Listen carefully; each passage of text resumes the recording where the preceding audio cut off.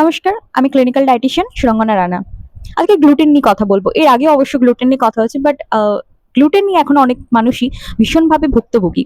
তো সেক্ষেত্রে গ্লুটেন নিয়ে ডিটেলে কথা বলাটা এখন ভীষণ ইম্পর্টেন্ট। গ্লুটেন কি? গ্লুটেন এক ধরনের প্রোটিন যেটা প্ল্যান্ট সোর্স থেকে পাওয়া যায়। স্পেশালি কিছু কিছু গ্রেনসে আমরা গ্লুটেন পাই। হুইট প্রোডাক্ট থেকে আমরা গ্লুটেন পাই, বার্লি, থার্ড রাই। এই কিছু শস্য থেকে আমরা গ্লুটেন সব থেকে বেশি মাত্রায় পেয়ে থাকি।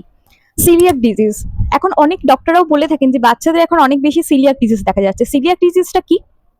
এটা স্পেশালি অটো ইমিউনি ডিসঅর্ডার বা অটো ইমিউনিটি ডিসঅর্ডার বলতে পারি, যেখানে গ্লুটেন জাতীয় শস্য আমরা যখন ইনটেক করছি বা সেই বাচ্চাটি খেতে যাদের সিলিয়াক ডিজিজ আছে, ইনটেক করার পরে গিয়ে তাদের ইনডাইজেশন দেখা যাচ্ছে। স্পেশালি স্মল ইন্টেস্টাইনে ইনার লাইনিং এফেক্ট করছে, যে কারণের জন্য after intake gluten related foods definitely একটা সিভিয়ার কন্ডিশন তৈরি করছে, যেখানে গ্যাস ফর্ম হচ্ছে, ইনডাইজেশন হচ্ছে, ভমিটিং পর্যন্ত হচ্ছে, সিভিয়ার কন্ডিশনে চলে যাচ্ছে।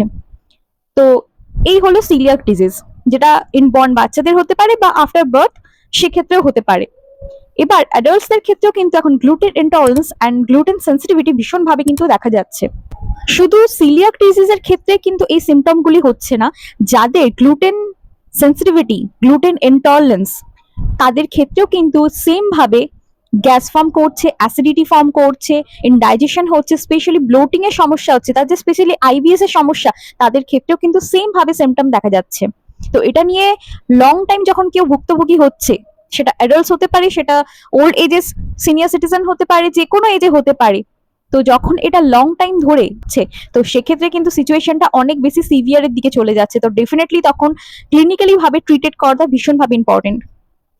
এবার সেক্ষেত্রে আমাদের কি কি ডায়েটের মধ্যে মডিফাই করতে হবে, এটা সম্পূর্ণভাবে ডায়েট মডিফিকেশন করে কিন্তু রিকভার করা যায়। তো সেক্ষেত্রে আজকে সেটা নিয়ে কথা বলা যাক। আর কোন কোন খাবারগুলো আমরা তাহলে মেনটেন করব গ্লুটেন ইনটলারেন্স হলে। আমাদের লাইফস্টাইলের ক্ষেত্রে রাইসটা কিন্তু একটা ভীষণভাবে ইম্পর্টেন্ট পার্ট হয়ে গেছে।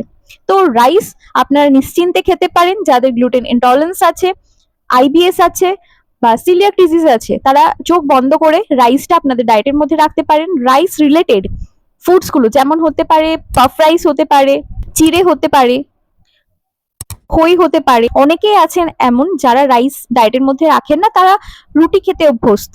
তাদের ক্ষেত্রেও কিন্তু আমি বলি জোয়ারের রুটি খেতে পারেন, বাজরার রুটি খেতে পারেন, রাগির রুটি খেতে পারেন। এই ধরনের শস্যগুলোর রুটি আপনি আপনার ডায়েটের মধ্যে রাখতে পারেন।